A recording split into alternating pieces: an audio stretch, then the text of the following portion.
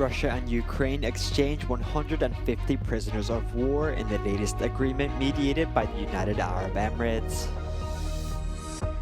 Poland is to raise its defense budget to a whopping 4.7% of GDP this year, says the country's president.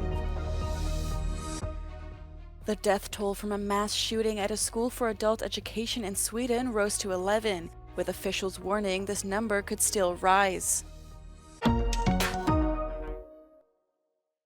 French Prime Minister François Bayrou survived 2 no-confidence votes on Wednesday evening and ensured the adoption of the country's long-overdue state budget plan. The vote came after Bayrou used a controversial constitutional tool to force the contentious budget plan through Parliament on Monday. The 2 no-confidence motions on Wednesday were tabled by the hard-left France Unbowed party, but did not garner enough votes to bring down the government. That's because the far right, as well as the Socialist Party, the official allies of the France Unbowed, decided to abstain from voting, provoking anger and an implied exclusion of the center-left party from the left-wing coalition. C'est irresponsable, je trouve que ce n'est pas propre d'une gauche de gouvernement. Nous allons continuer en commun et je rappelle que ce sont plutôt les députés socialistes qui s'isolent par rapport au reste. Donc évidemment, on va se rassembler, on va se voir, on va proposer aussi des discussions à chaque parti membre du nouveau Front populaire qui aura voté la censure. But the leader of the Socialists defended his party's decision. Malheureusement, même si ce budget, je le considère comme un mauvais budget, eh bien, je souhaite que le monde associatif, que les entreprises, les collectivités locales puissent continuer à travailler, ceux qui ont besoin de la commande publique. Je vois qu'il y a des tas de gens qui attendent de savoir quelles sont les règles fiscales, sociales qui vont s'appliquer à eux et qui, dans l'attente, ne font plus rien, n'embauchent plus, n'investissent plus, ne font plus de projets. Ça n'est pas possible. On ne peut pas avoir un pays qui, pendant les 3 prochains mois, se demande encore quel est son gouvernement, quel est son budget. Pour un temps bref et dans des conditions transparentes. Although the unsuccessful no-confidence motions give Bayrou's minority government some breathing room, the coming months will likely be turbulent. The Socialist Party announced on Wednesday they will be tabling a no-confidence vote on February 19th.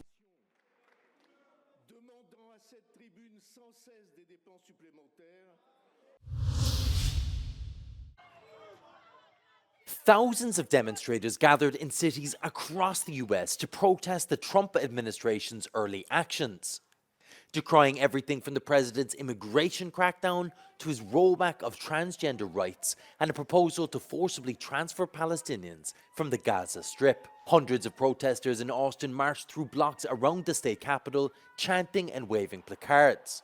At the end of the day, we're a country of immigrants. My family has been here for a while, but I come from immigrants, a few generations ago. And everyone here are immigrants, and immigrants have built this country to what it is, and we can't turn our backs on the people that built this country and that are still contributing to this country. The protests were a result of a movement that is organized online under the hashtags Build the Resistance and 5051, which stands for 50 protests, 50 states, 1 day. Websites and accounts across social media issued calls for actions with messages such as reject fascism and defend our democracy. Russia and Ukraine have exchanged 150 captured soldiers in the latest prisoner of war exchange between the 2 countries. The 2 sides regularly swap prisoners of war in one of the only forms of cooperation between Kiev and Moscow amid the now nearly 3-year war. Some of the soldiers have been in captivity for more than 2 years, Ukrainian President Volodymyr Zelensky said in a post on social media. Russia's defense ministry said its troops were undergoing medical checks in allied Belarus before returning to Russia. Both sides said the deal was mediated by the United Arab Emirates, which has helped broker many such exchanges in the past.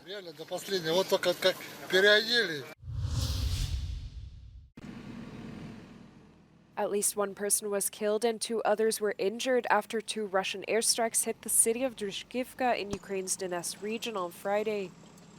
The attack is one of many to have hit the Donetsk region as it came under increased shelling as Russian forces advanced in the country's east. Удар страшный, ничего не поймешь. В доме полно дыма, песка, потолок по периметру весь рухнул, ванна вся рухнула. Нічого нету, двері повиносила, стекла повиносила, кришу розбила. Все. Після вчорашнього обстрілу привезли матеріали екстреного реагування. До них входить USB, дошка, плівка, скотч, саморізи, брезент і гвозді, і пена.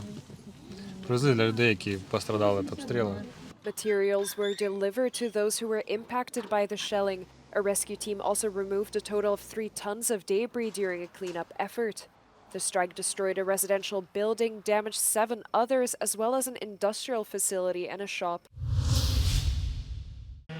For the first time since the start of Russia's full-scale invasion, Ukrainian President Zelensky has stated this Tuesday night that he's ready for direct talks with Russian President Putin if it's the only way to achieve peace.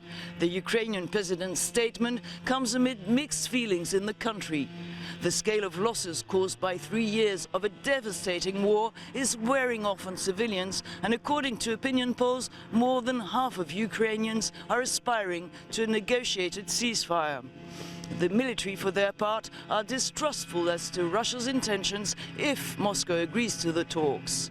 They say previous ceasefires agreed upon to contain Russia on the Eastern Front a decade ago were breached and urged for caution at the negotiation table. Many within the Ukrainian army fear that any new ceasefire agreement would only allow Russian troops to restore and attack again with renewed force. I'm Valerie Goria in eastern Ukraine for Euronews. The Kremlin has successfully launched a rocket into space in the quote, interest of national defense, said the Russian Defense Ministry on Wednesday. It released footage showing a Soyuz spacecraft blasting off from Russia's northern Cosmodrome in Plesetsk. According to the ministry, the Soyuz 2.1V carrier was carrying, quote, space devices.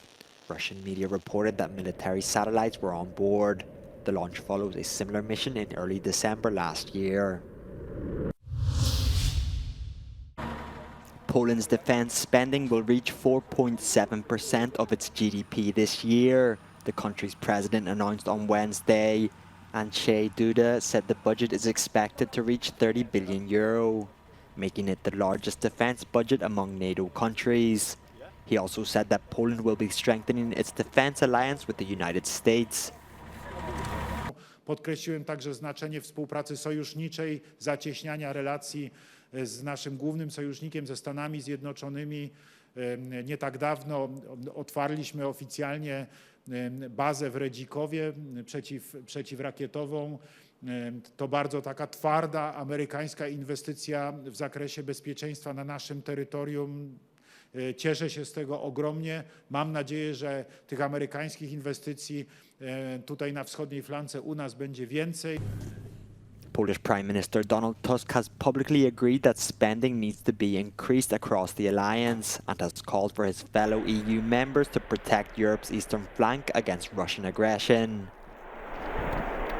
During the election campaign, Donald Trump notoriously said he would encourage Russia to, quote, do whatever the hell they want to allies who don't spend at least the required 2% of their GDP on defense.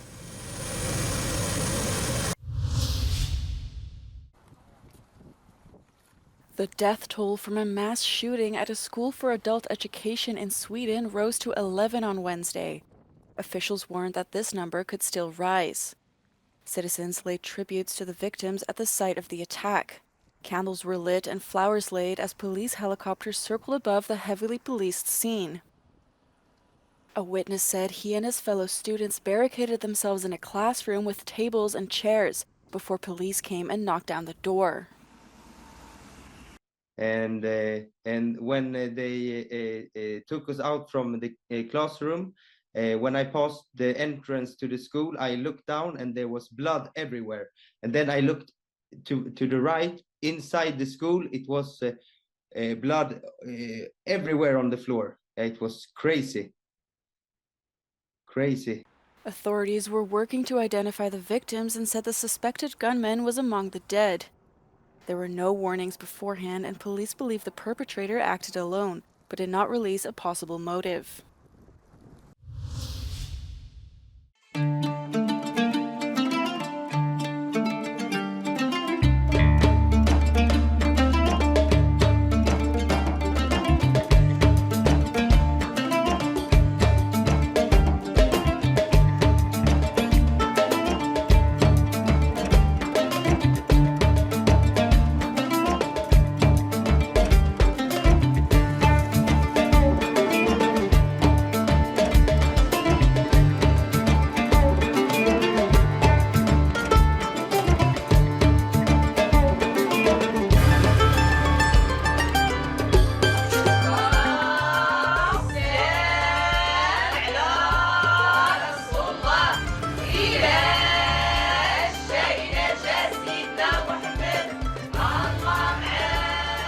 اليوم كنحتفل ب7 شهور ديالي ان شاء الله، وحنايا كمغاربه وكعرب كنحتفلوا بالحنه.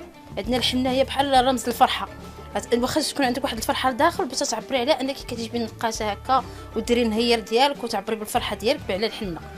وحنا ورثنا هذا الشيء على جدودنا، على مواتنا، كتلقاي عندها شي مناسبه ولا شي فرح كتحني.